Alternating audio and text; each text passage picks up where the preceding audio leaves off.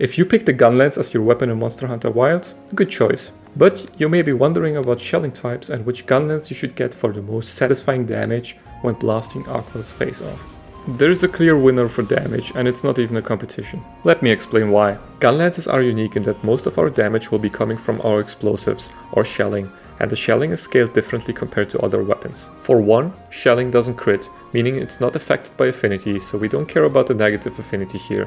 It doesn't apply any elemental effects, and it also doesn't use the sharpness damage modifier, so we don't mind this weapon's poor sharpness either. What we do care about are the decoration slots, because we want to slot in artillery, which increases our shelling damage by 90, which is a fuck ton, and we also want to slot in magazine for 1 additional shell in our clip. This weapon also lets us get guard 3 by using 1 iron wall jewel, because it already has guard 2 by default, which is nice, but you could also use that 1 point for something like offensive guard if you absolutely want more damage. Most importantly though, it has the right shelling power and shelling type. Shelling power comes in slightly weak, normal and slightly strong. Slightly strong means it has a 20% damage boost on shelling.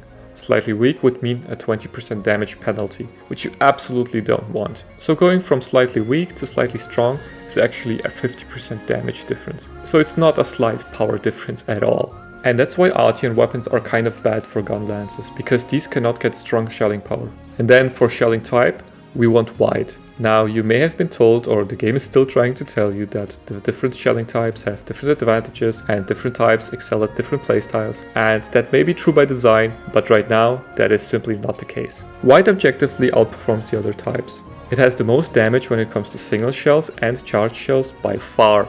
It has the highest vibrant fire damage, and once you slot in magazine, you will also deal about the highest burst fire damage, because that 1 additional shell per clip translates to a 50% damage boost for wide shelling when it comes to burst fire, because it has the lowest base clip size and thus benefits the most. The only thing wide does not excel at are worm stakes, and sadly that's just not enough of a difference to warrant using other shelling types. And at this point it's not really a question of preference anymore. So yeah, go strong, go wide, go G lawful bro.